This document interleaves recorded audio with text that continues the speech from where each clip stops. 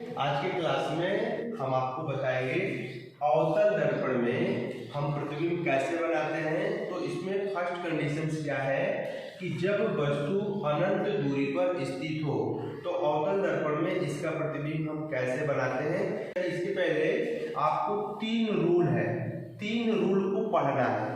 पहला रूल क्या है कि जब प्रकाश की किरण मुख्य अक्ष के समांतर आएगी तो परावर्तन के बाद कहां से जाएगी? फोकस से। कहां से जाएगी?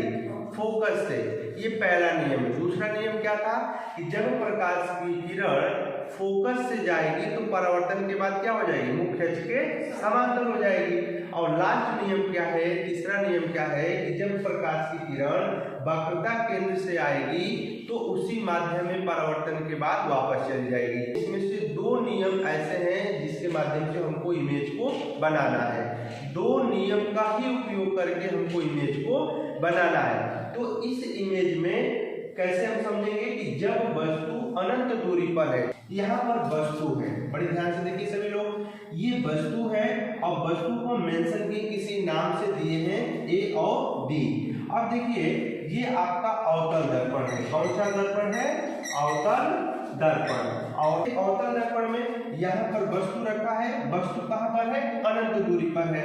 तो पहला नियम तो इसमें लगेगा नहीं कि प्रकाश की किरण को मुख्य अक्ष की क्या ले जाए? समांतर। तो कहां से जाएगी? फोकस से।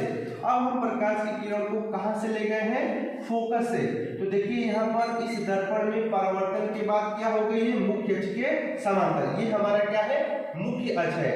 अब जब प्रकाश की किरण वक्रता केंद्र से होकर जाएगी तो परावर्तन के माध्यम उसी माध्यम में वापस हो जाएगी। लेकिन जब ये दोनों प्रकाश की किरण, बड़े ध्यान से देखिए कि जब दोनों प्रकाश की किरण एक दूसरे को कहां पर काट रही है?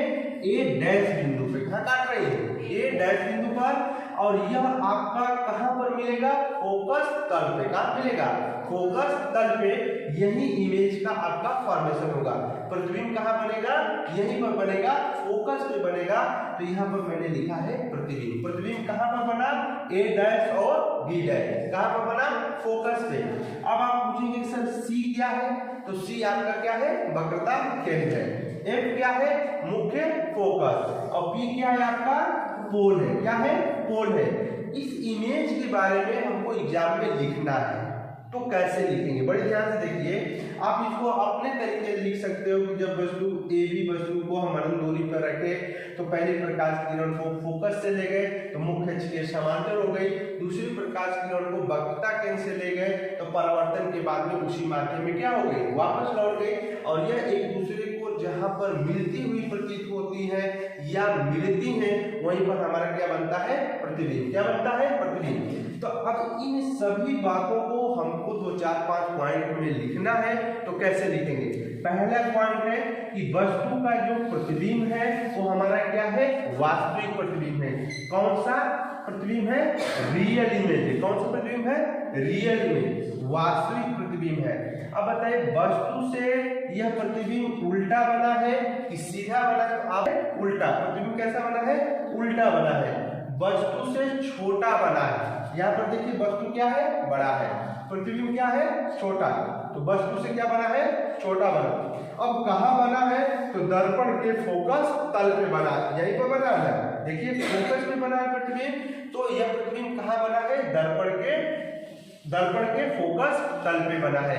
इस इमेज को आप लोग समझ गए होंगे और सारे इमेज फॉर्मेशंस को हम एक एक करके अपने यूट्यूब चैनल पे डाल दूंगा। आप उसे देखिएगा और एग्जाम टाइम में आप इसे याद करिएगा। बड़े सिंपल तरीका से बताया हूँ और 1 से 2 बार जब आप इमेज के बनाएंगे तो आप सारे कंसेप्ट को सीख जाएंगे। अगली वीडियो हम इसी पे बनाएंगे।